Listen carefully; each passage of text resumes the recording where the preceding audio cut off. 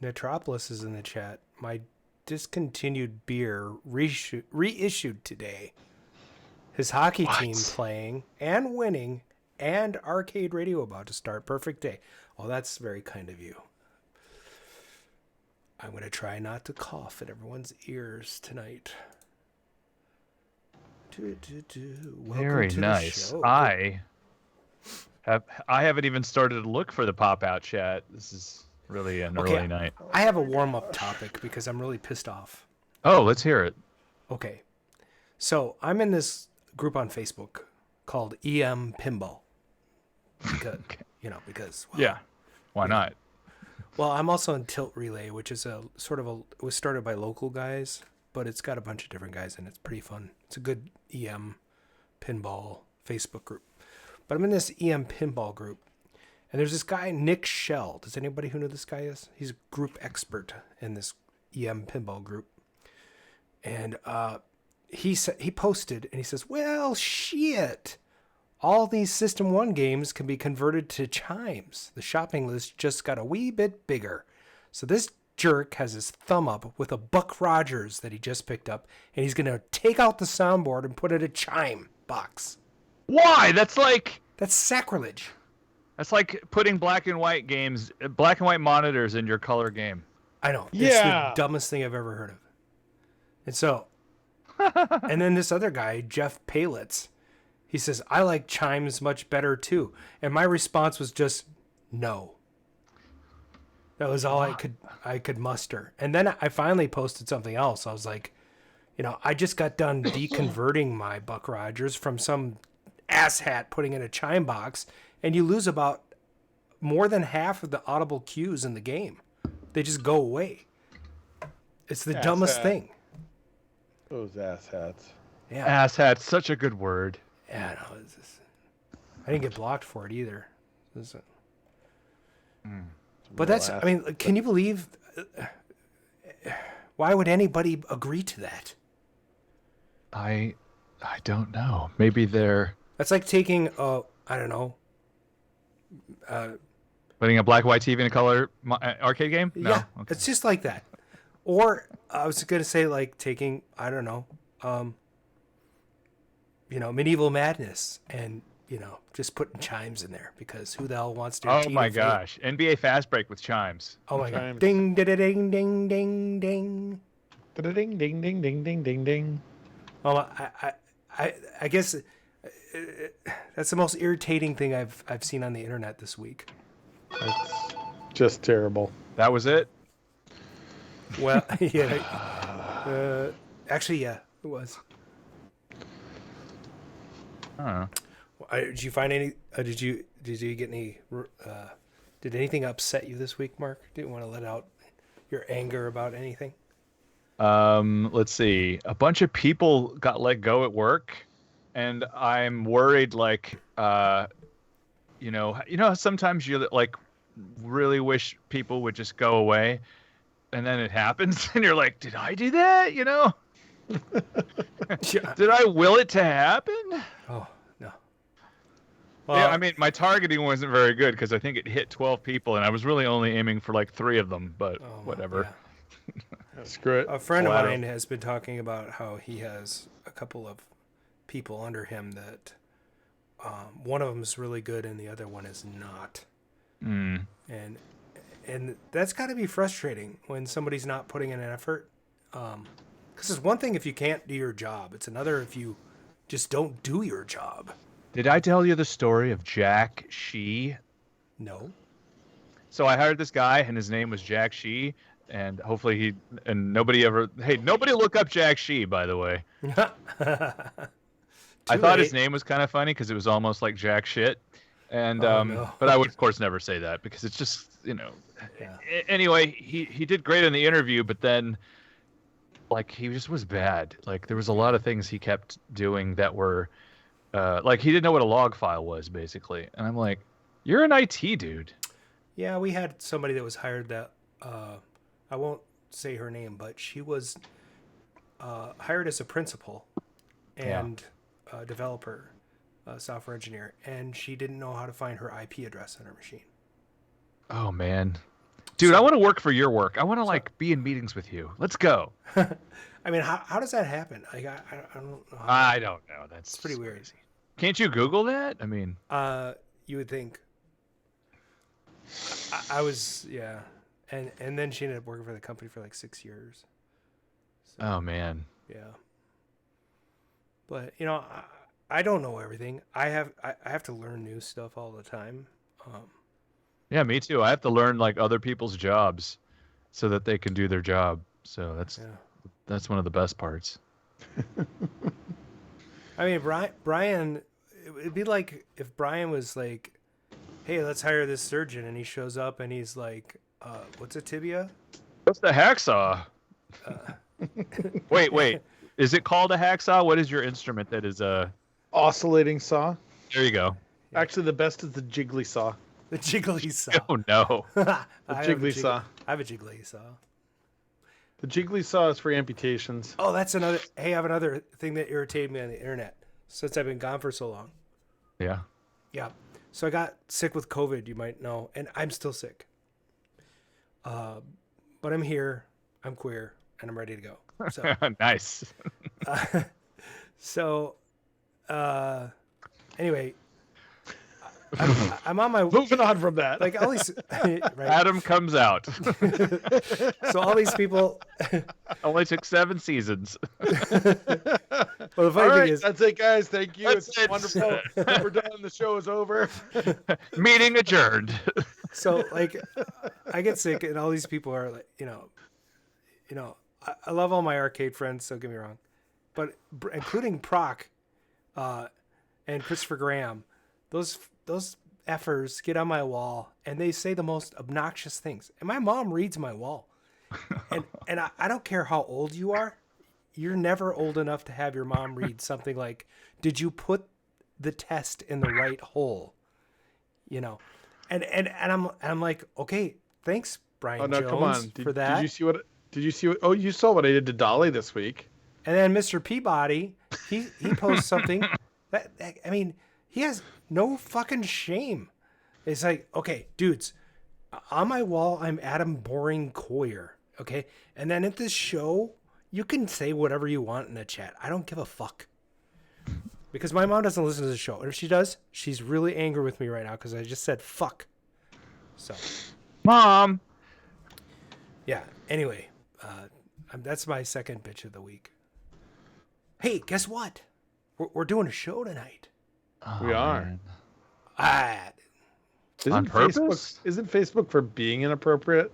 You know what's really funny too is because 2 weeks ago we could have done a show because I was healthy. Right. Yeah. But then I was ready. I was like, kind of like, well, we don't have a cast. I woke up, I was thinking about the show, and I'm like, okay, we'll just do a Three Musketeers shows. Those are good anyway. They're fun. So I'm getting ready to do this show, and then a friend of mine stops by to help me out with some stuff, and then we start dinking around with the Atari Retron 77. You know what that is? Retron, no. No. Retron 77 is a HDMI enabled modern console that emulates an Atari 2600, and you can put cartridges in it, and so they still sell this thing. And you can do translucent red, or they come in the wood green, and they have all the features that an Atari does with the difficulty switches and all that stuff in a cartridge slot. And the original Retron 77 comes with Stella 3, which is an old version of the Atari 2600 emulator. And then it comes with like 10 slots for games. So you can put a memory card, you can put some ROMs on a memory card and play them directly off the memory card. Well, didn't take the Atari 2600 Atari age community long to figure out how to hack that sucker. You can throw Stella 6 on it now, and you can load every freaking Atari game on it. Whoa. Nice. So we were doing that right when it was so close to the show start. I'm like, oh shit! And then I think you actually dialed into the Skype call. I go, well, we got to cancel the show.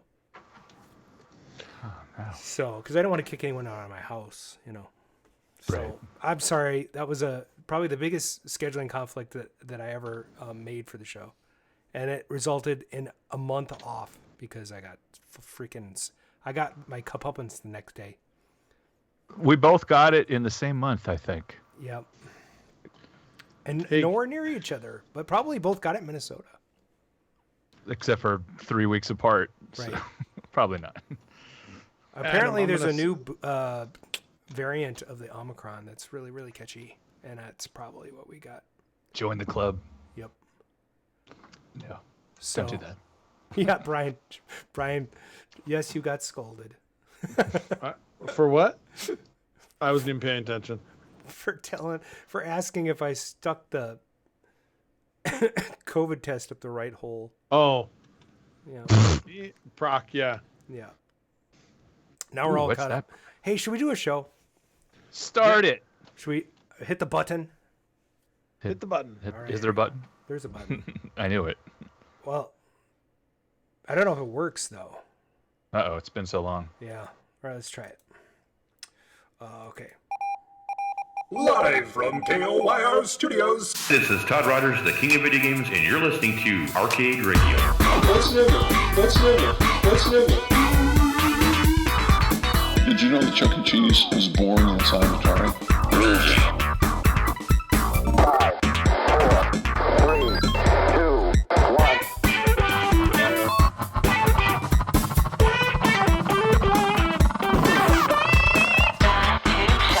What's new? What's new? What's new? God, I'm sick of that question. No matter what I say, it draws controversy. Get down. Videomania has gripped the universe. So what's the score? Roger, 0J, and I feel fine. Is there anybody actually going to listen to this? Hey, guys. Thanks for listening in from the Arcadosphere. This is Season 7, Episode 4 of the Arcade Radio podcast. Today is, gosh, it's a new year. We haven't done a show since last year.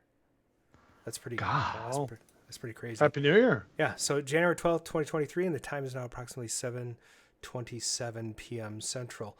I'm your host, Adam Bombs SquarePants. I'm joined by my co-host, Mark Plankton Shields, and last and least, Paradise Arcade Shop proprietor and part-time pineapple flipper. It's Bryan Thurston Howell Armitage III.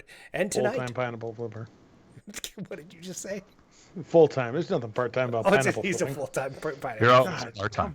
Actually, that's kind of fits him. Paradise Arcade Pineapple Flipper. So. Love my pineapple. Hey guys, welcome to the show. It's us tonight. It's gonna be fun. It's gonna be great. It's gonna be the best. It always is. When it's just us, we just get to drone on. Hey, I've been working on a bunch of stuff while I've been sick. Actually, Tell us. Not entirely Really? true. I made that intro and I put in a bunch of Buck Rogers clips. Well, actually, just like 2. And before I even bought the Buck Rogers pinball. But that's what I've been working on while I've been sick, is my Buck Rogers pinball. So I gave it new legs. I've put a couple of LEDs in the front coins, and then I've been working out the kinks, and I rebuilt a flipper mechanism for the first time, which was a pain in the ass. Have you ever done that on a pinball machine, guys? I've not. I did it. But I had the wood. The whole thing was out, Yep. and so it was very convenient. But if it was upside down, I'd probably be hating life. Yeah, well, for some reason, Gottlieb likes to use slotted screws on everything in those early EMs and solid states. And so I had to, I've learned to turn the machine completely off because the power board's right in the center of the damn thing. And then I took one of those Sterilite lids, Sterilite boxes that you get when you put stuff inside. I took the lid off and I put it over that upside down so that anything that drops in there catches in the lid. And then it makes it a little easier. So even when you put stuff back in, you need to solder. If you drip a little solder, it just goes under the lid. No big deal. But taking apart a flipper mechanism, they're not that trivial. And there's this one pin. You need a pin. You need a what do you call that thing? Well, on the Gottlieb, yeah. What do you mean? Well, they're not all the same, right? Well, no, 'they're not. But most of they're very similar. But on the early Gottlieb, solid state, there is a pin, and I needed to buy a pin punch tool set, a pin punch tool set. Do you know what a pin punch is, you guys? It's got the, sort of the pointy end and the hammer end, and you put the pointy end on the pin, and then you hammer it out, because it's a pressure fitted pin that goes in there, tension fitted pin. Right? So it's Mr. Peabody says it's called a roll pin, and I have the tools. Oh yeah. It's a roll pin, and it's a pin punch pin set. Anyway, I had to get one of those, and I ordered one from Amazon, and it was going to take like 4 days to get there. So I'm like, that's bullshit. So I ordered one from Menards and went to the pickup and had them give it to me. Oh. So that was nice, and I got it all done. And now that flipper's working great, I got to take the other one apart and work on that. So I just been doing little things on the Buck Rogers, and it's been fun. Been playing it, Nice. So I think I got new glass and all that stuff. It's basically complete. I don't know how much I talked about it the last time, but I'm pretty much done now. Nice. It's funny. The last time, so when I first got into pinball, I rebuilt the flippers on my Brida Pinbot, and at the time, flipper assemblies were like the rebuild kit was like $45, $50, something like that. And I was messing around on Pinball Life, and I just went and checked, and they're still there. And the fully built new flipper assemblies were like $5 more. Oh, funny. For all the Williams machines. And so after that, I'm like, forget it. They just buy one. Right? It's not worth the $5. No.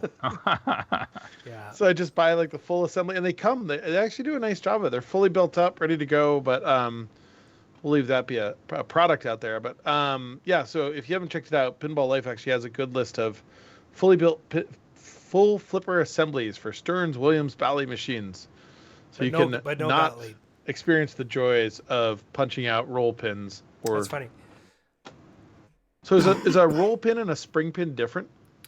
Well, a roll pin. So the roll pin is, I think probably it's rolled with like a gap, and so that gap provides tension. It's like a steel rolled pin, and when you put it in, it snugly fits. And I don't know if a spring pin is the same. They might be the same. They are the same. Okay. Yeah. Look at this. Yeah. So. Except I think and they have ones that coil around a few times. All right. Anyways, yeah. It's cool. And Metropolis says, laugh my ass off. Canadians be like 4 days. Everything's 4 to 6 weeks. Yeah. Oh man. It's terrible. Sorry guys. I got a little bit of a cough. Yeah. It is terrible getting stuff up there. But Menards is 10 minutes from my house, so I just went and parked and they do their thing. So I hear you can save big money at Menards. Yeah, you can. But I'm not going to get it. I was going to say something inappropriate. But Oh, dang it. Oh. I will say the F word. I will talk about your mom But he won't on talk the show, about Menards. But I will not talk about politics on the show. So. Okay. Okay, what does that have to do? I'm done.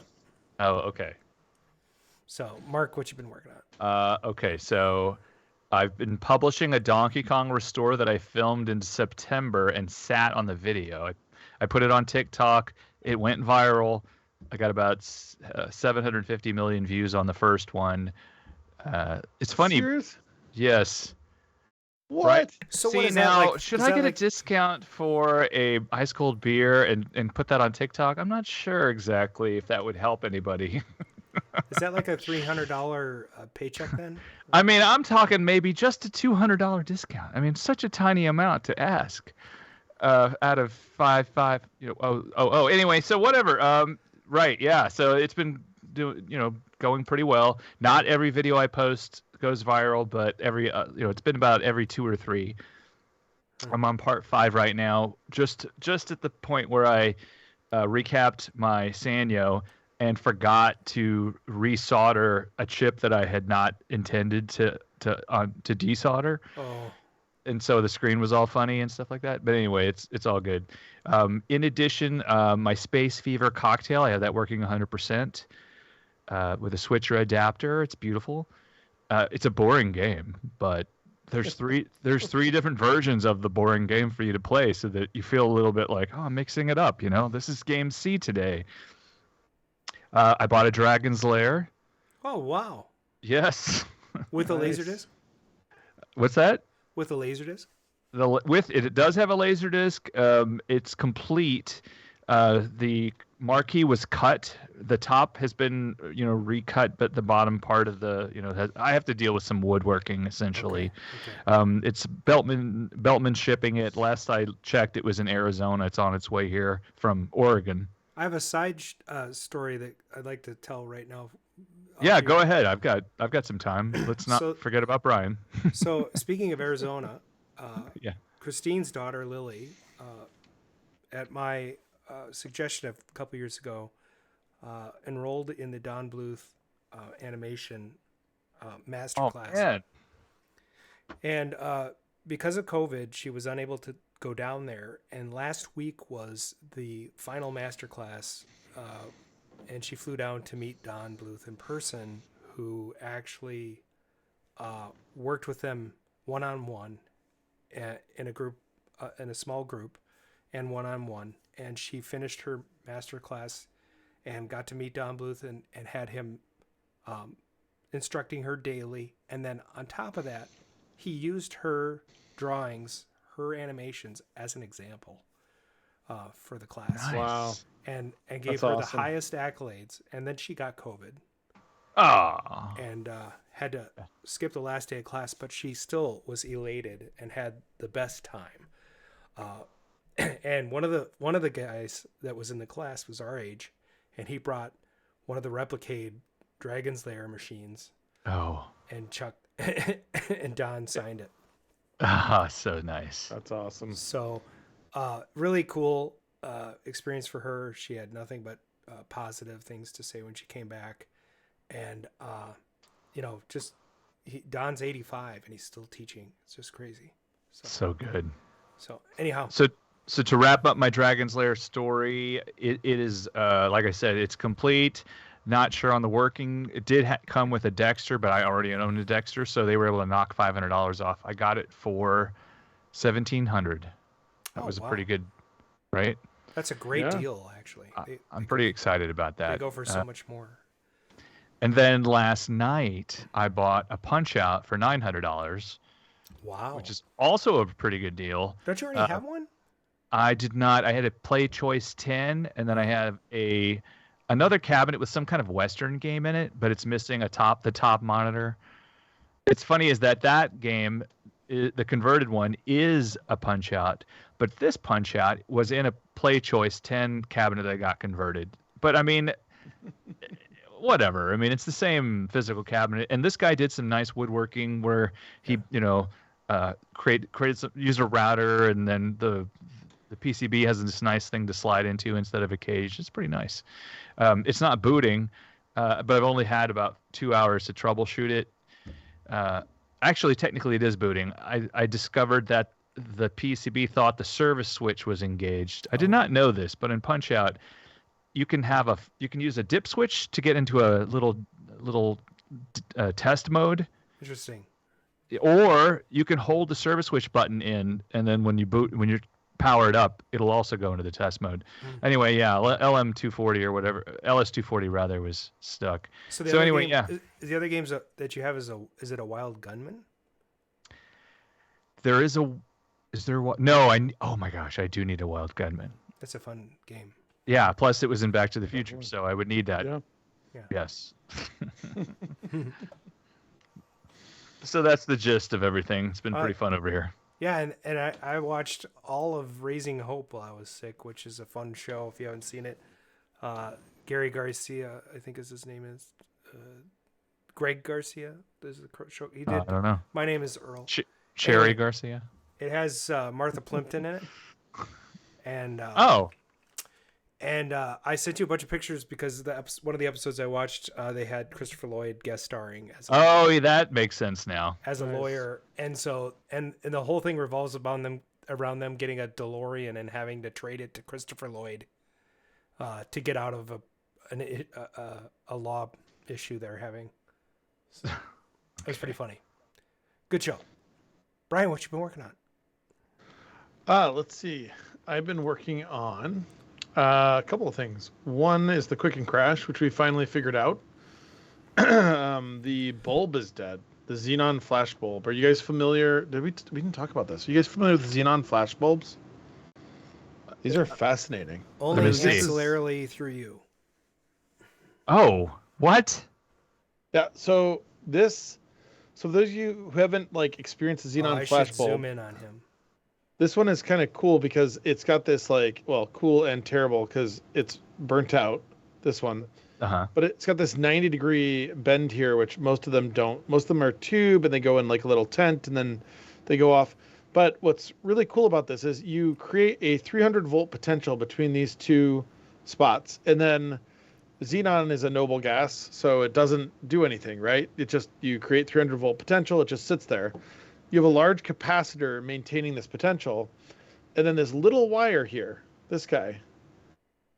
Yeah. You charge that with 1500 volts, and through the glass tube, it causes the gas to ionize, which creates a completion of the circuit, which discharges the capacitor immediately and creates a large flash. Cool. Man, that's like sorcery. I mean, it's like super cool. I mean, like this is like this little like this wire outside the glass tube is what makes it work. And it was that the thing that was missing before?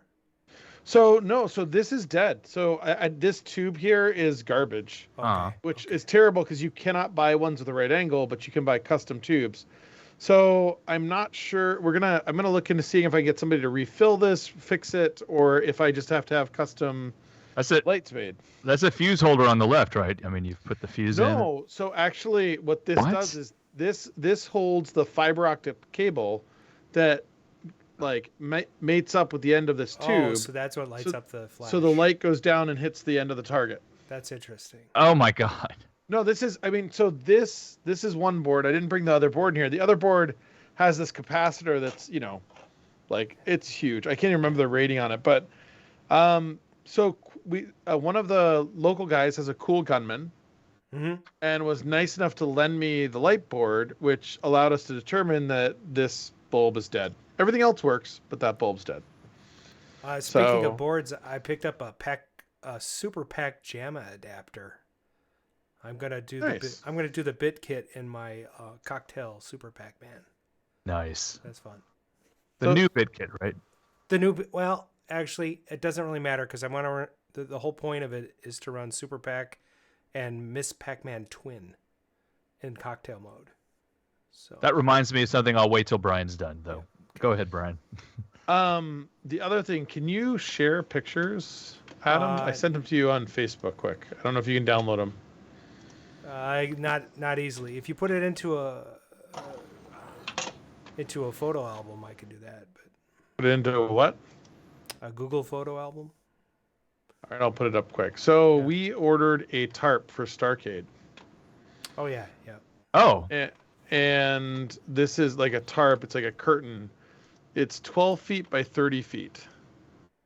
And you guys got to see this because it's phenomenal. So I took a bunch of different logos for basically different companies, put them together. I had a little bit of a hard time because I did not add, I didn't put Exity on there. But here we go. Where do you want me to send it, Adam? Just the chat and Skype? Yeah, why don't you just drop it into the chat because it's going to take too much effort to get it live here. All right. So here you go, guys. You can check this out. That's a really long link. There you go. All right. Bad request. It says. Let's describe. That's neat. 400. That's an error. Copy. Welcome to the podcast. Create a link to share. There we go. Copy. Done. Here we go. Now, the second long link, try that one. This one's much shorter. There you go. Okay. Yeah, that one's good. Now you can see the tarp.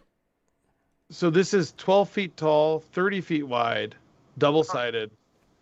Perfect for the bathhouse. Wait. And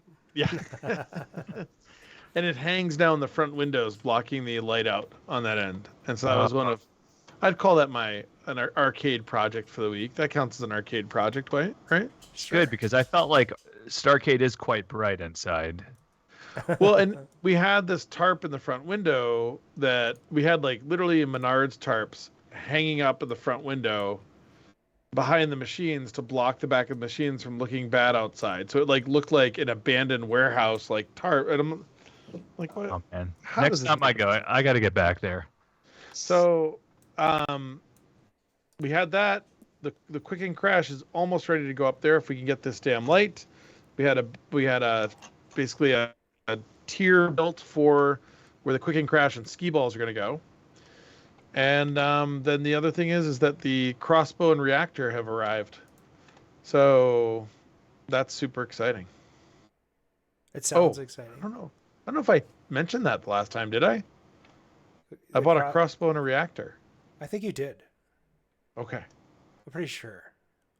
I stole the reactor. I got it for $800. Oh yeah, they were actually in a photo behind you the whole show. Oh, that's right. Yep. That's right. Because Benjamin was on. I did talk about them. Yeah. It's been a month. So what do we know? Those are here. I know. I can't keep track of this shit. You don't watch the last show over and over? No, I do not. I can't listen. I drone on too much. I can't listen to myself. Oh, you sound great. Well, at least he's honest.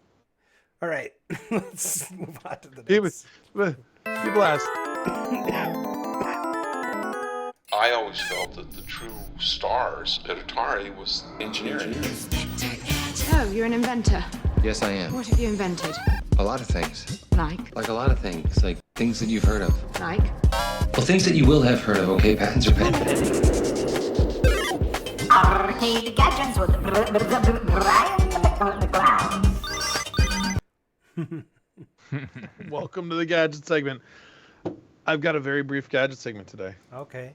Yes. I don't have a lot of stuff. There's not a lot of great stuff out there. So I will say, at events, Paradise will be carrying those Tato small cabinets in the Japanese language version. Oh, super cool! Like the boxes, all the literature inside is all Japanese. They were really funny. They're like, well, we technically licensed the English version to this German company to sell in the U.S., but we'll send you the Japanese version. Do you think anybody would mind? I'm like, not at all. They'll probably prefer it. So that's one thing. The other thing is coming up. So Ice Cold Beer goes into production February 7th, and we are working on the pamphlets for the next game coming out. Zeke's Peak. In June or so. So the artwork will be done for that. This is one of the original flyers. It's funny, I paid way too much money for this, but when you get to this point and you go, I need to create a flyer for the new one, I can use this as my template because we have the rights to do it. And it's a lot cheaper to buy this for stupid money than it is to pay an artist to create something like it. So somebody on eBay got lucky. Nice. This is expenses. Yeah. Yeah, exactly. Another thing that I wanted to share here. So we had a couple of marquee lights go out at the arcade on machines that just weren't great machines, didn't need the fluorescence restored. I tend to like to keep everything all original. 3 or 4 of them were all hacked conversion machines. So I was looking for bulbs and I found these, and these were on Amazon. What do you got? Let me see what you got. What is it? Maxima. They're like the exact right size. So you got those. Check this out. What do you got? It's just so nice. Oh yeah, that looks good. It's simple. The cord comes off and they're bright. Crimey. But these were $18, which is a bit cheaper than some of the other stuff I was finding. They're not the best builds, but from a size perspective, these fit perfectly. These are a warmer white. In which game are you putting? I can't even remember. There's a couple conversion cabinets that we had that had bulbs out, so they're getting that. Well, I don't even remember which games it was at this point. So, but it's a Maxima. So if you're looking for a replacement bulb, they are warmer white. That's a good one.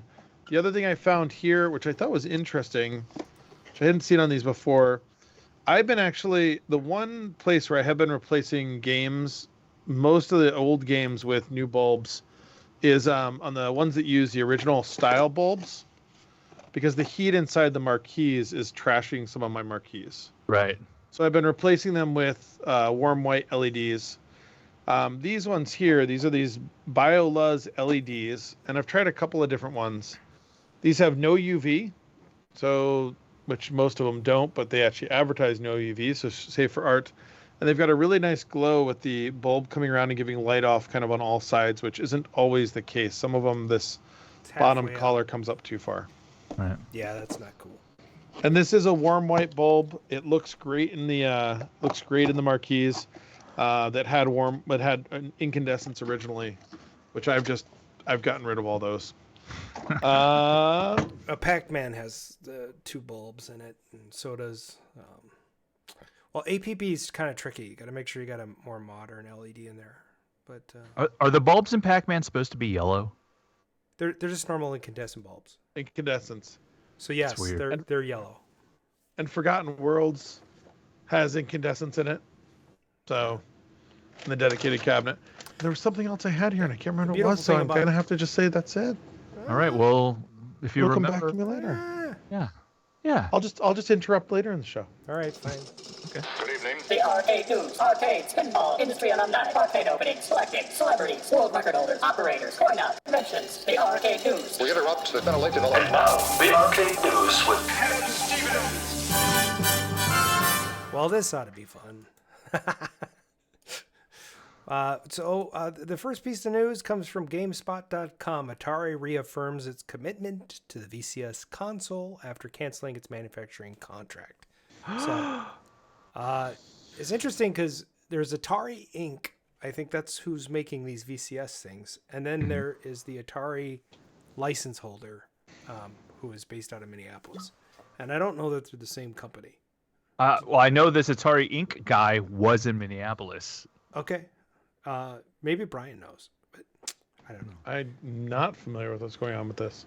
Anyway, Atari recently released its half-year earnings report for the current financial year, and it didn't seem to have much good news for the Atari VCS console, which is no big surprise. As picked up by Tom's Hardware, the report pointed to a decline in Atari's hardware sales, along with a reorganization of the hardware side of the business that would involve suspending relationships with the VCS manufacturer. This is really no big surprise to me. The console took like 5 years to come out. We actually started reporting on the VCS, I think, in our first year. Yes. And it's been a colossal clusterfuck. And they just sorry, Mom. Yeah, sorry, Atari. Sorry, Mom. But they basically couldn't bring the thing to market fast enough. And it's just a Linux box. It's just a PC in a pretty box. And you can install Windows on it if you want to, or Linux, and your own distro. So anyhow, the report also mentions that Atari may have been busy with the reorg of its hardware business for the first half of the financial year. This includes the suspension of direct hardware manufacturing relationships, notably with regards to the VCS. Atari specified that it would be giving up on the console, or wouldn't be giving up on the console, rather, instead opting for a new commercial strategy. But selling it for like $39.99? I don't know. So in a statement sent to Tom's Hardware, Atari reaffirmed its commitment to the console, saying, "We suspended our relationship with the original manufacturing partner of the Atari VCS, but we continue to maintain inventory and fulfill new orders." That's probably because they made too many, right? I don't know. Do you guys have any interest in picking one of these things up? Not at all. I mean, there's just really. The Retron 77 is a more fun console. You could put all of your old Atari cartridges into that thing. So Atari remains committed to the VCS platform. They say, we have been adding more support for game developers and continue to add new games to the store. But I think where they're really shining right now is with that Atari 50th anniversary collection. Did you get that thing yet, Mark? I did not. Brian? No, not yet. I have it on my it's on my reminder list. You know, it's so inexpensive, and it has like a 2-player space duel, so you can play on your Xbox or your Switch or whatever with the 2 controllers.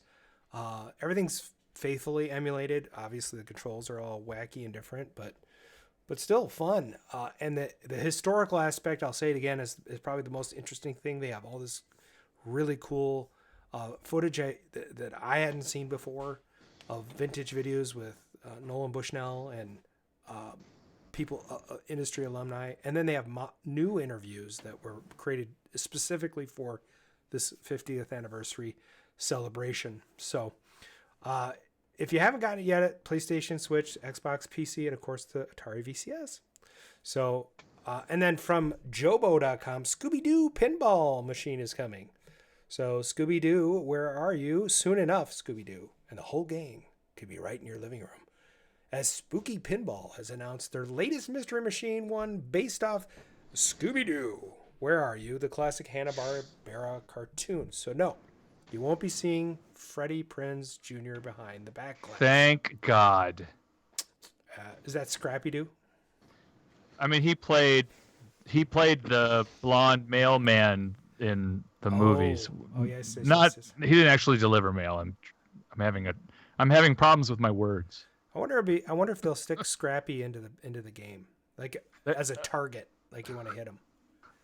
So, 3 editions of the Scooby-Doo Pinball will be available: the standard, the Bloodsucker edition, and the collector's edition, all priced between $8,000 and $10,000. Oh my God! Okay. So, I mean, it's so stupid. I'll never be able to buy a new pinball machine. Hey, Bitcoin's up to 19,000. I'm ready. Good. As soon as I get a Bitcoin, I'll buy a pinball machine. So some of the gameplay features in the versions include 5-player mode, which is interesting, secret passages, and a bravery meter. There are also 16 custom sculpts, over 200 LEDs, and a pop-up Scooby-Doo in a barrel. Artwork is by Matt Frank and Jeff Zornow, with music by Matthew Montgomery. So look for the Scooby-Doo Pinball Machine coming soon from Spooky Pinball. Hey, so I hear that one of the voices will be provided by Frank Welkner, who's the original voice of Fred. Oh yeah, look at that. And then Matthew Lillard will be Shaggy.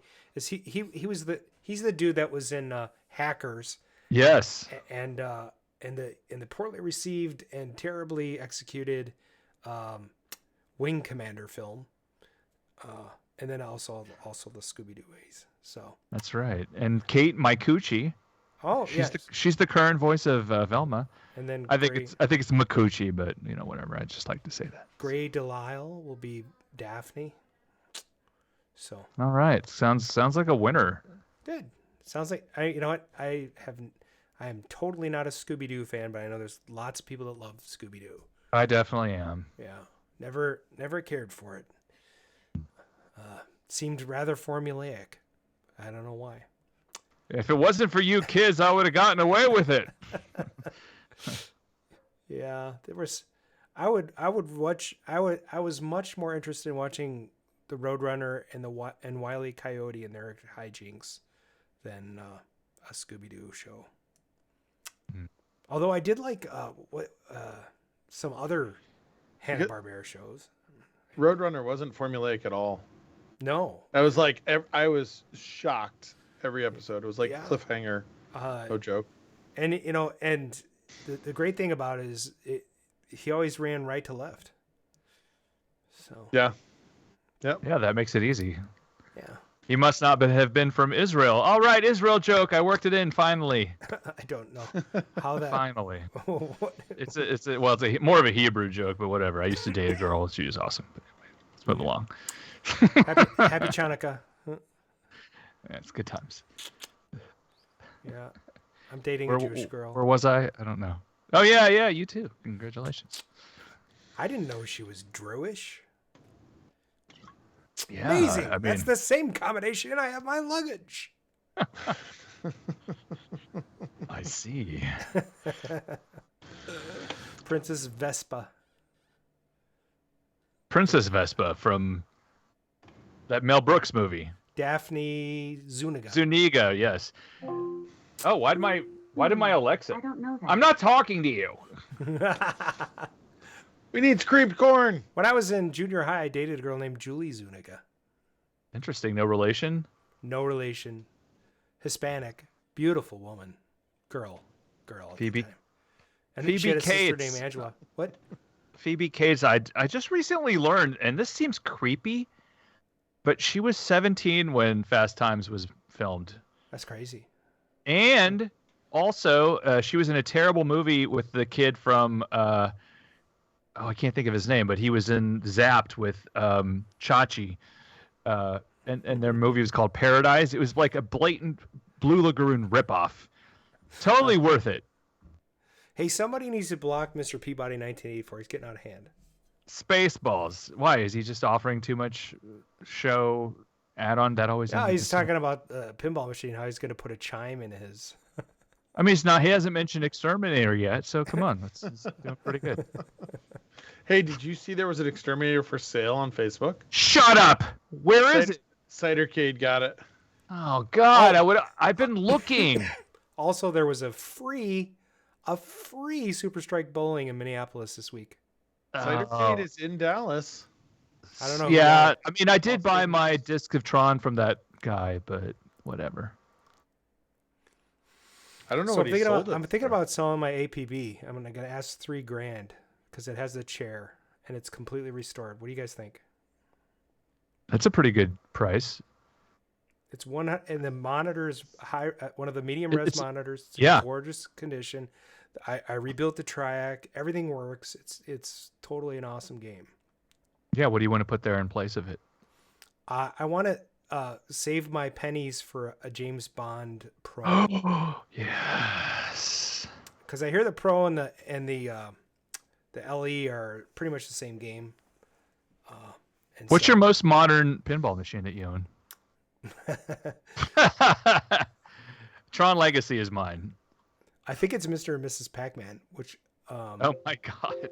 Because that's dating yourself there. Because Pioneer is 1976, and then Buck Rogers is 1980, and Xenon is 1980. Yeah. And I think Mr. and Mrs. Pac-Man is 1981, if I'm not right. mistaken. I'm not entirely sure, but I think that's the case. I mean, we can look it up. We have this thing called the internet. Right. Yeah. But who wants to do that? No. Hey, should we do another segment? You cannot say that the Pro and the LE are the same thing. You told me. You said they're exactly the same except for the jetpack. I didn't say that. And the side art. It wasn't George? Yeah. No. But I mean, it's like $4,000 cheaper than the LE, so that's probably what. No, it's like more than that. It's the LE's stupid expensive. They're $13,000 now. Oh really? My goodness! And the limited edition one they're coming out with is $20,000. Yeah, that's because they're only making 500 of those. I know, but that's still silly. Yeah. Wow. Because they're all going to go to doctors and dentists. Ryan, I have a great idea. Ice cold vodka. Oh, I'm sorry. Go ahead. They can't afford that. It's only the lawyers that can afford it. Oh. All right. Back in '82, I used to be able to throw a pigskin quarter mile. Back to the cave with Time Runner. Why are things so heavy in the future? Is there a problem with the Earth's gravitational pull? Hey, everybody, and welcome to Back to the Cade. And this is the first segment where we talk about Back to the Future in some context. According to a recent exclusive article from GiantFreakinRobot.com. Giant freaking robot. I know, right? The beloved Back to the Future franchise is developing a spin-off animated series for Netflix. But they already made an animated series.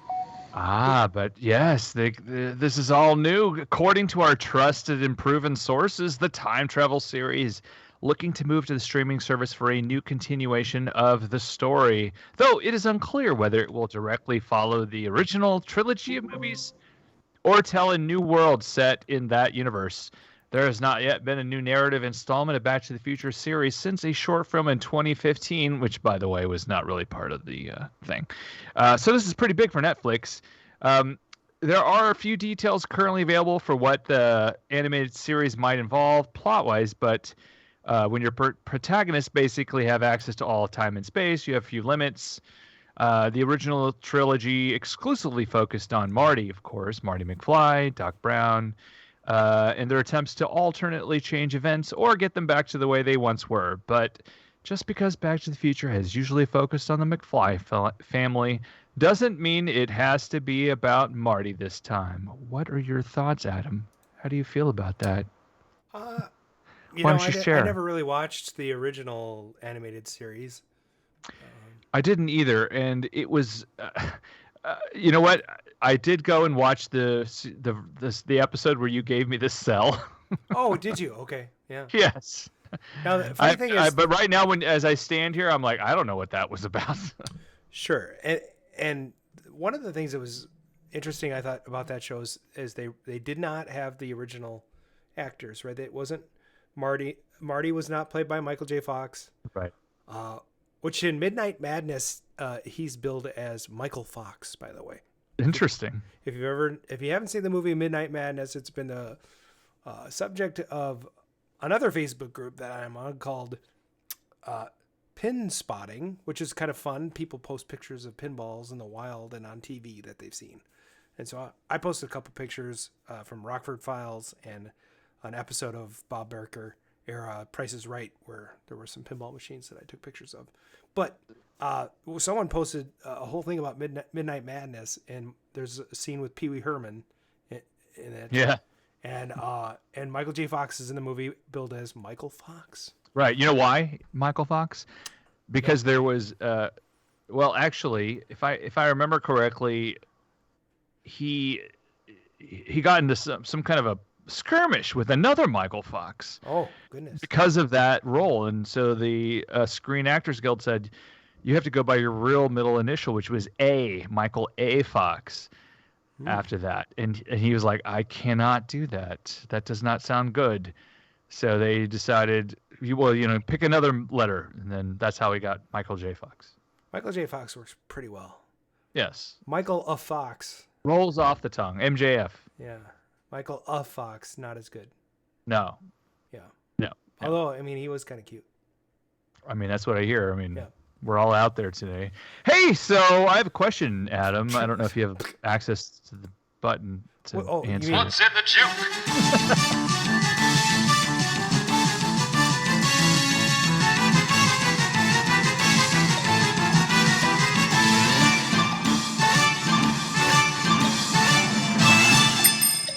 Welcome to Why Is There Tide Sitting Behind Bryan?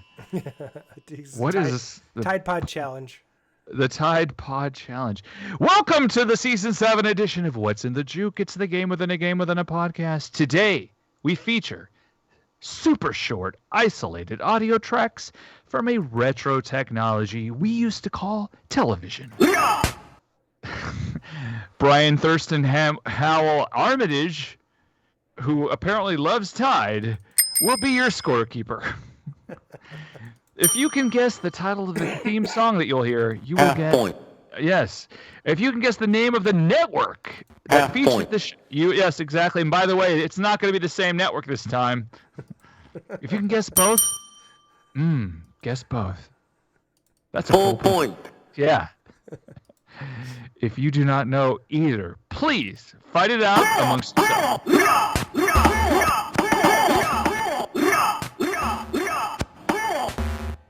Nice. Oh, is it over? Okay, good. Now that the fighting is over? Good. Yes.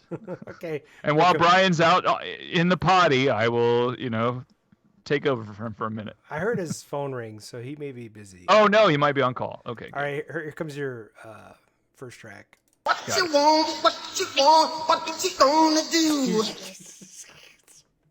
I don't know what that guy was asking for. What you want, my voice is so bad right now. Oh my gosh, we have Fox and Row Cops.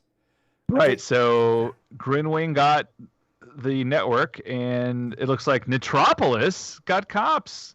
Nice. Bad boys, do you gonna what? For they come when they... That's not the... Okay. You're fired.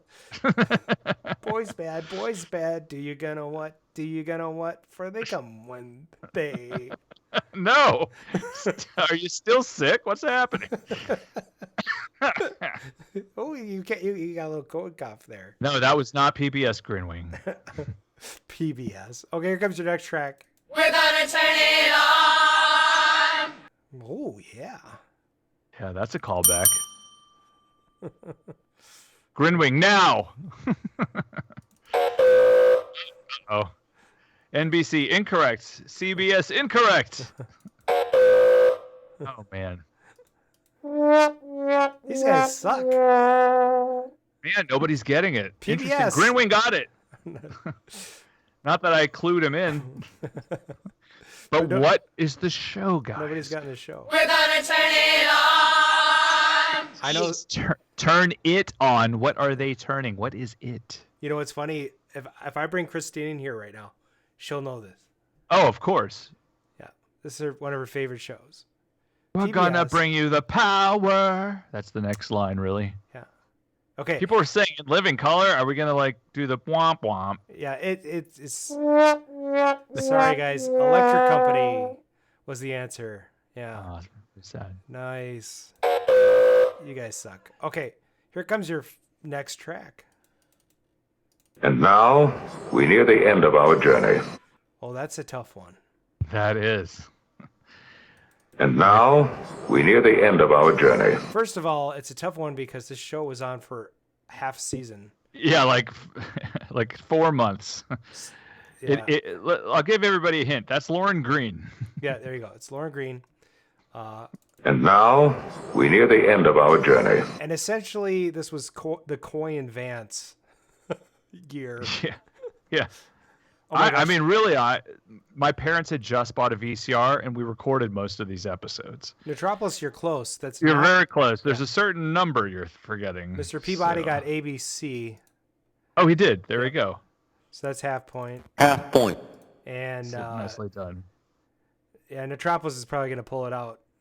Yeah. Oh, he did it! Nice. Half point. Half point for Metropolis. Okay, so that was Galactica 1980. Fun fact, the very first episode of that series has a certain actor who is in another Glenn Larson show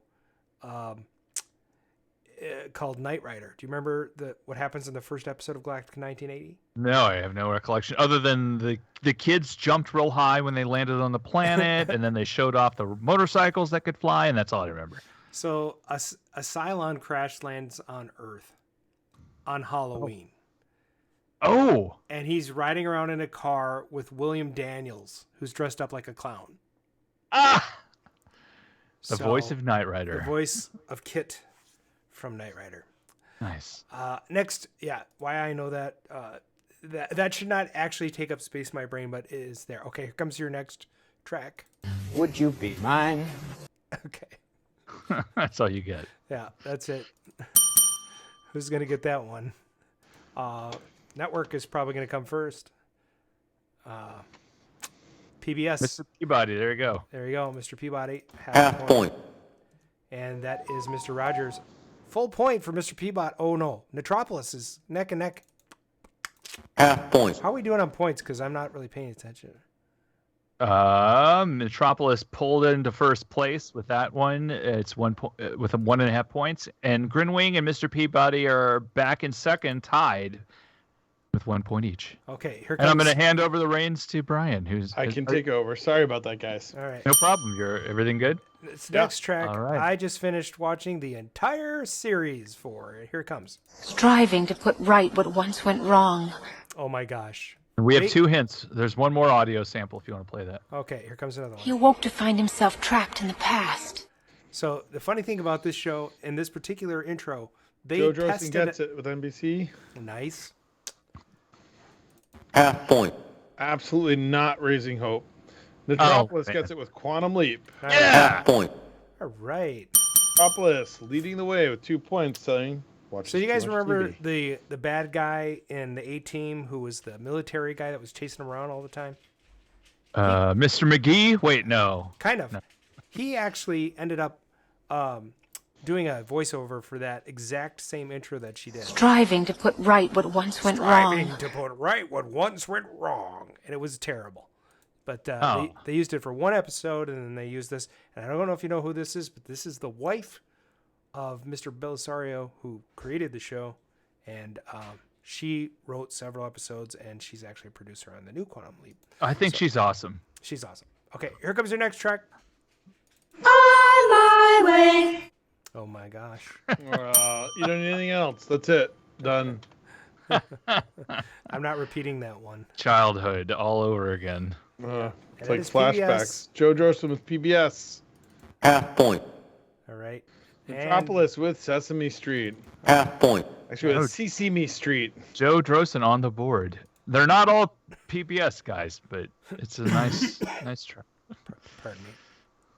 It's gonna get fun soon. All right, the next one is like, next what network is this? A child unlike other girls. Oh my God. I hated that show. I don't know why, but I thought that girl was attractive, and now I'm like, oh man, I must have been perverted. A child unlike other girls. Oh my gosh, this show has so many things wrong with it, including the theme song. Oh. Not Blossom. No, that is not Blossom. And by the way, last time we played Blossom, did anybody figure it out? I don't think so. Oh. NBC, it is not. Well, I mean, technically, it's probably could have been on NBC. Oh wait, Grinwing is on the right track. Look at that. Oh crap! That Robot Girl show. He can't think of the name. He's gonna be googling right now. Like, BET. No, that is not a BET show. No, BET didn't exist. I don't really know a lot of. Do they have syndicated programming? I don't think so. No. Mark just get with it. But Fox, our local Fox, would have carried it. KITN, the Kitten That Roars. Yeah. No. Okay. RoboCopette. Uh-oh. I don't think. Oh, look! Small Wonder. Ada Burn. Okay. No, Ada Burn got it. Is that like Bitburn? No, I think Mr. Peabody got it before him, didn't he? Isn't Oh the yeah, one? Mr. Peabody did get it. We're gonna give you a full point for that because we're gonna give a full point because that was a tough one. Yeah. All right, we'll give let's give Abe Byrne a half point for that too.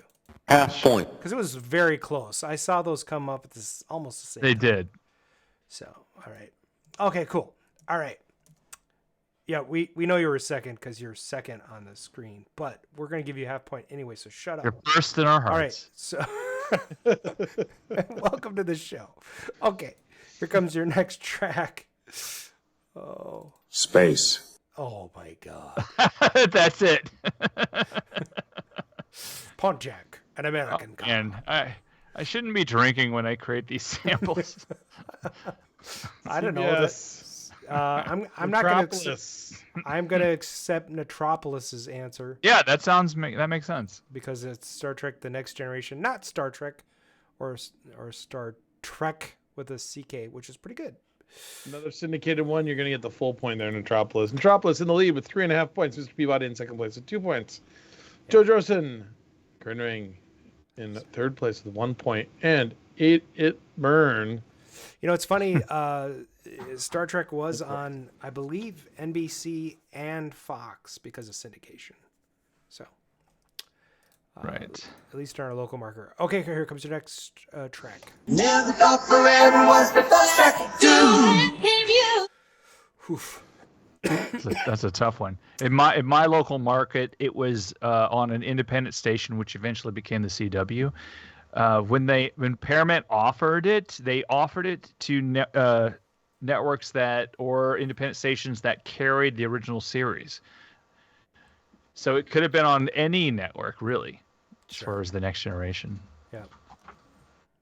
Yeah. Is anybody going to get this one? This is a tough one. It is not Bosom Buddies. No. Then Came You. If you Google Then Came Here's You. a hint. Never thought forever was the first track to you. I'll give you a hint. The person in this show is short. Good Times. It was not the show Good Times. I'm sorry. You're incorrect. Buck Rogers. Webster is correct. Joe Drosen. Wow. Joe Drosen. We don't have... Wait. Was Joe Drosen after... Yeah, actually, he gets a full point. I think it is a full point because he had the ABC as well. All right. Full point. Nice work. Joe Drosen pulling into a tie for second place with Mr. Peabody. All right. We're coming down to the wire here. Last one. This is worth 1.5 points. Everybody's writing the show, so... Oh, my God. I don't even know this one. I loved this show. I don't know why. Everybody's writing the show, so Mr. Peabody gets 3/4 of a point. PBS is correct. Half point. It is not Reading Rainbow. Was that on PBS? Yeah, it was. I think so. My wife refers to that show as the guy from Star Trek who had the visors on. So yeah, Geordie LaForge. Yes, Reading Rainbow. Oh man, Kids Incorporated. No. This is a pretty interesting one. Here, I'll give you a quick hint, guys. The very next words are "Kamana," and then they say the name of the show after that. So. Which is Zoom, which I've never heard of. Oh, it's over. Yep. All right, who was the winner, Brian? The winner was Metropolis with 3.5 points, followed by Mr.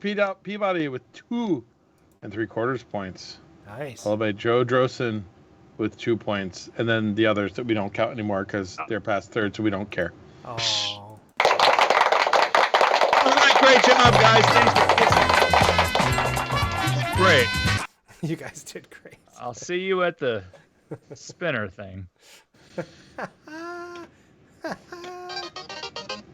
The hell is that? Oh, is there any voicemails? Yeah. I mean, it's been a month. There's got to be one. Yeah, I'm checking the voicemail. Oh yeah, there is a voicemail. Great.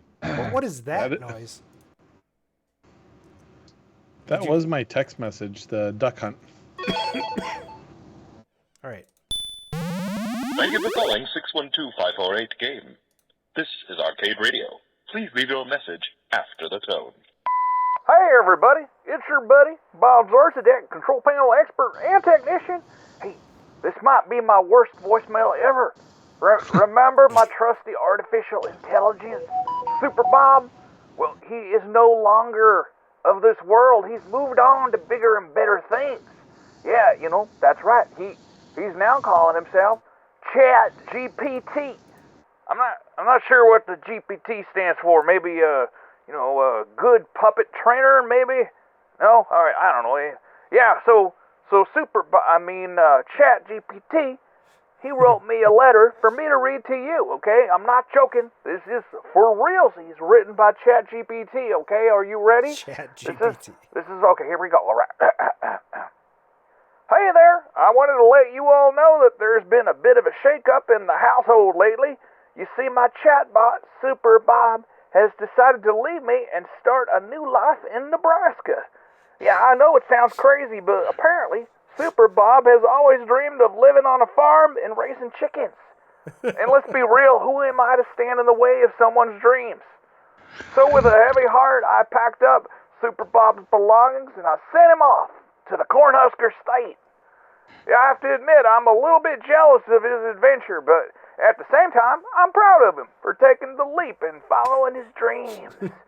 I wish Super Bob the best of luck in his new life, and I'm sure he'll make a great chicken farmer. Take care, Bob Zarzadek. Hey, so what do you guys think? Did that sound like me? Hey, let me know in the comments or whatever Arcade Radio uses. Okay, I'm out of here, you guys. Happy New Year's to everyone, and thanks for listening. Zarzadek out. Nice. That guy. I had to mute Brian. He was like getting text messages during Bob's call. Oh no. Well, some of us are on call tonight. Oh man. Yeah. Bob was on call and you interrupted him. What? I am so rude. I think Super Bob's trying to be a millionaire by raising chickens because, what's a dozen eggs now? Like $20? It's like $20, yeah. I mean, my gosh. Man, one of the nurses gave me a fresh, she has chickens, gave me a fresh dozen eggs. Nice. What do I owe you for this? She's like, oh, just welcome back. I'm like, geez. Right. Yeah, want my car? Price of House? eggs has gone up again. I mean, it's crazy how, when they destroy animals to prevent the disease from moving, it's just insane. Well, yeah. And the funny thing is, on Facebook, the first inkling I had that the price of eggs went up, was that somebody posted, well, for Easter this year, kids, we're going to be coloring potatoes. Wow. Yeah. A lot of chickens have to be born between now and Easter, so I don't know if this is going to happen. Well, here, I'm going to see if I can do a quick little field trip here. So speaking of your Sanyo, Mark, I'm actually future project this in the next couple months. Mm-hmm. I'm going to pull the chassis from my Mario Brothers. I don't know if I discussed. There we go. Never. Oh, there's no echo when I say anything. What are you doing? He's going to take us on a journey into sound. Okay. Well, anyway, so I'm going to be pulling the chassis from my Mario Brothers. I don't know if I told you guys or not, but I plugged it in and the board works. And so the only thing wrong is that it needs all new caps on the monitor and it needs a new the soundboard rebuilt. And it's fun. Speaking of Brian's solution to flippers, just paying $5 extra. Arcade Shop sells a drop-in replacement for that whole section on the soundboard for a Sanyo monitor, and it's like $40. I'm like, well, all I'm saying, watch the Buffett video on YouTube for taking out a Sanyo loom. It's very, very useful. Okay, I will, because the last time I did Sanyo was it with Donkey Kong? Did I do my Donkey Kong? I think I did the Donkey Kong. But what year was that? It was like 10 years ago. Yeah. Whoa, what was that, Brian? What? He opened a garage door with one hand. I'm at the shop. Yeah, I know, but I'm like, where were you just then? Oh, here, hold on. Okay, you're back. Yeah. What are we doing I don't know here? if this is the one that's on. Go ahead. I was gonna say hi. Hi, Susan. Hi. What? She's still here working. Is she soldering? What's happening over there? She's packing. Oh. When I escaped before and was answering stuff, I turned something on though. Okay. I thought I'd share this with you guys. What did you turn on, Brian? See if I can do the other. Can I rotate? This. I don't know if I can. If Brian walks outside and walks down 2 blocks, he can see my mother-in-law. Oh wait, no, she's in Illinois. No, never mind. There you go. Oh, okay. It's dark as hell. Oh, it's creepy over here. What's happening? What is going on there? Where's the flashlight? Did he fall down? I don't know. What's that? There's that game that I want. That's Golly Ghost. Ah, so cool. That is a really cool game. What you can't what you can't see in this is that all of those things in the background are actual physical props. Yes, it's amazing. I'm going to show you that in a second here. So it's kind of cool. Like the fireplace is on, and if you watch, like the shower will turn on and all that stuff, and like it looks like it's all gone. So we will go around the back of the machine. We're going behind the curtain. Oh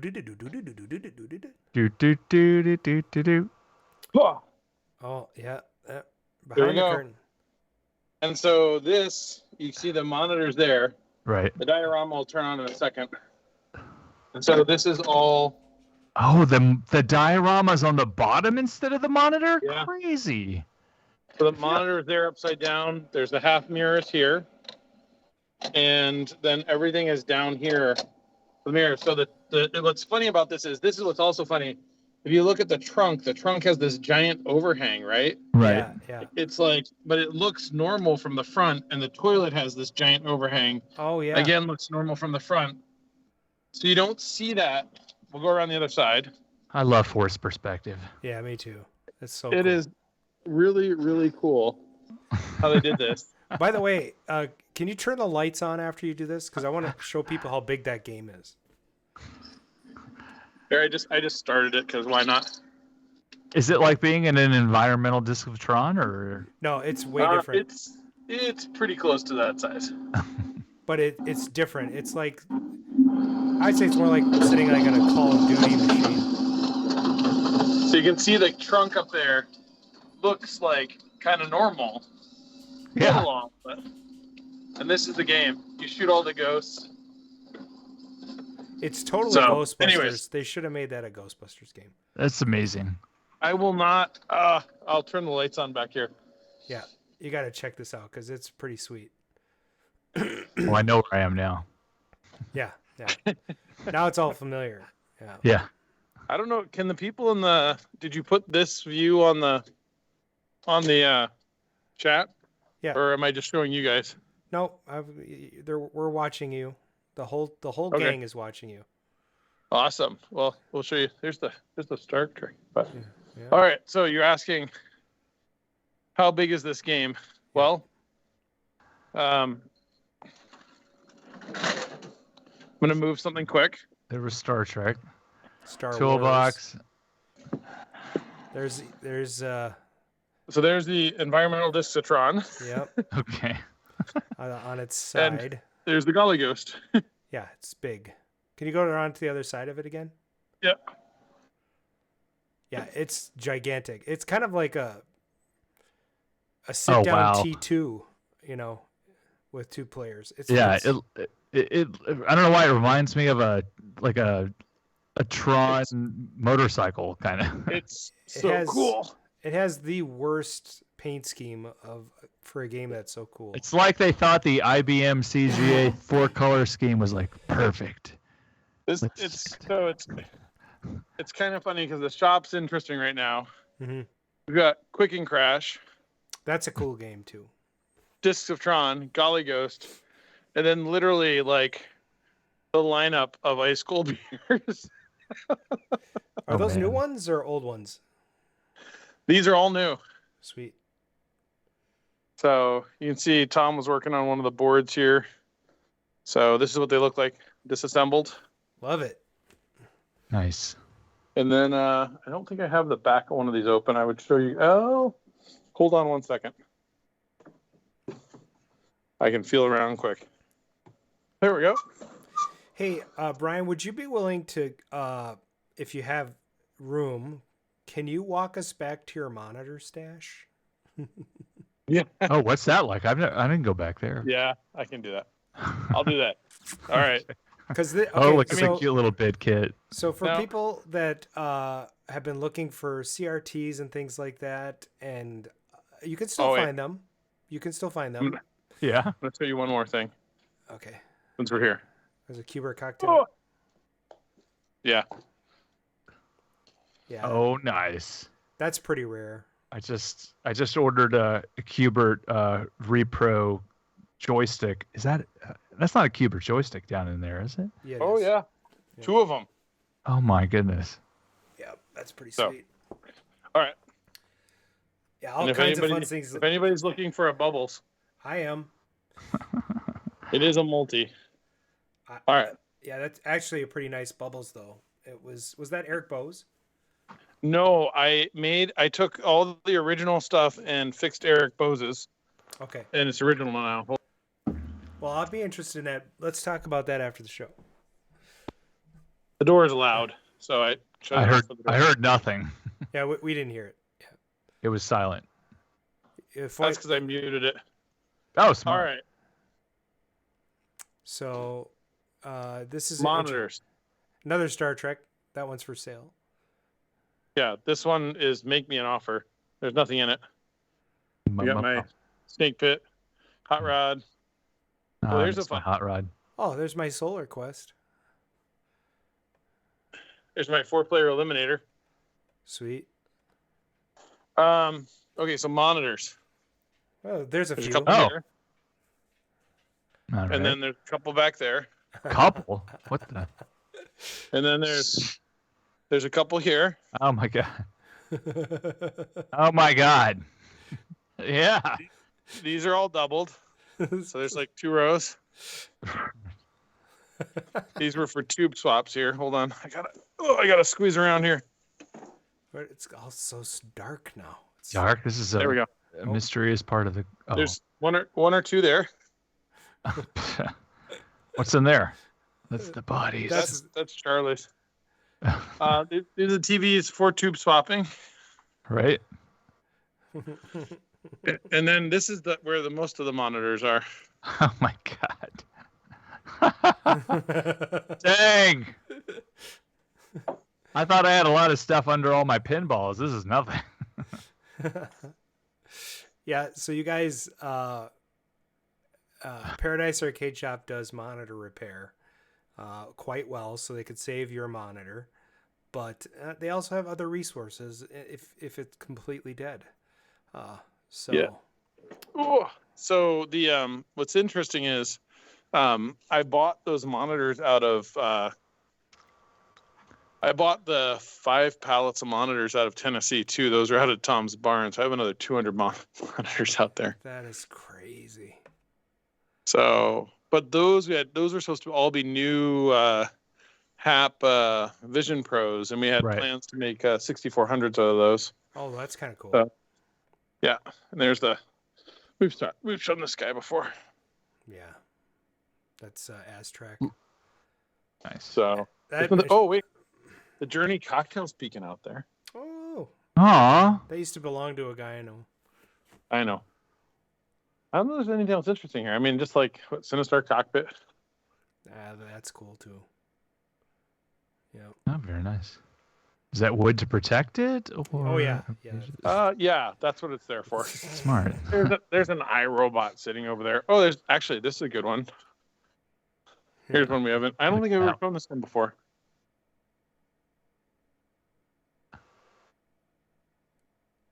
Oh. It's a.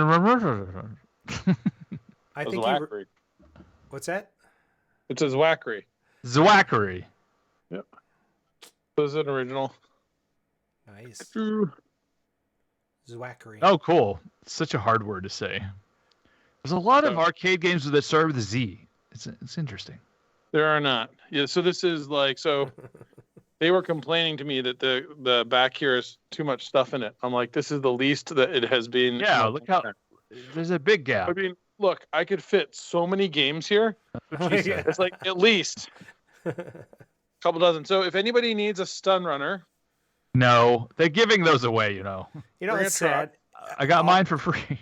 All you need to do to make that game good is change the ROMs so you can't add a quarter to point up. Oh, I have that turned off. Yeah. All you need to do to make this game good is put Return of the Jedi in here, and it'd be an awesome speed bike. Oh man, yeah, the controller is perfect for that. Yeah. The other thing that I have that we didn't really show here, we kind of did, is I have this thing for cocktails. So I don't know if you can tell, but there's 1, 2, 3, 4, 5, 6, 7, 8, 9.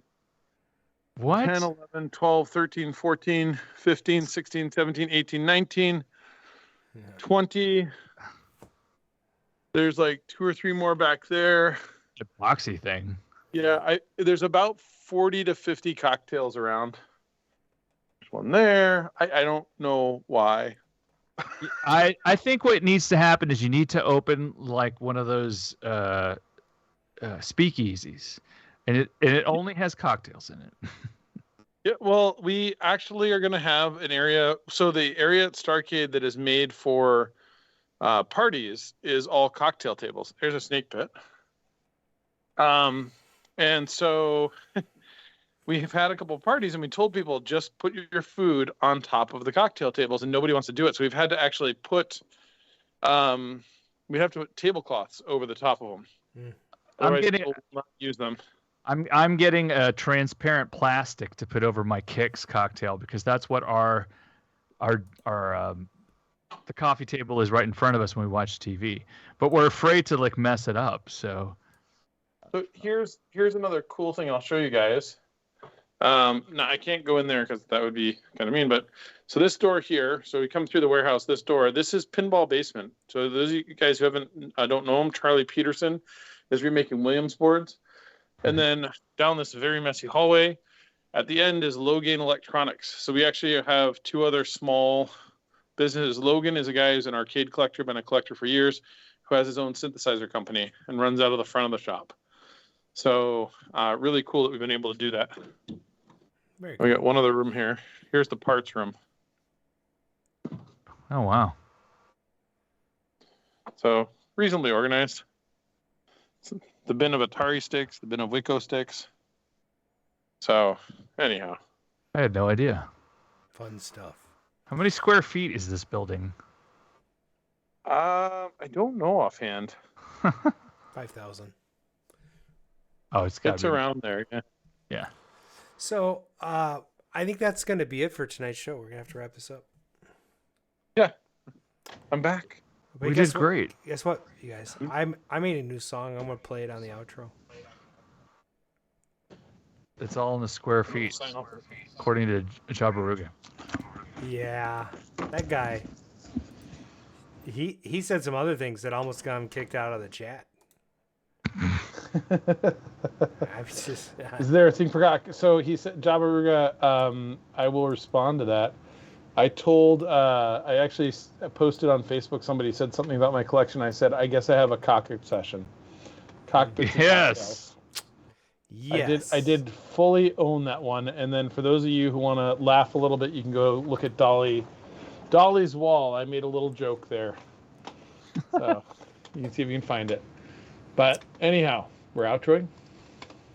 Yeah, we should outro.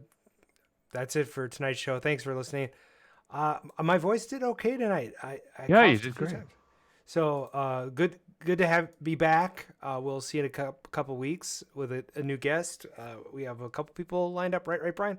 And so we're gonna try to see if we can get one of them to join us next week.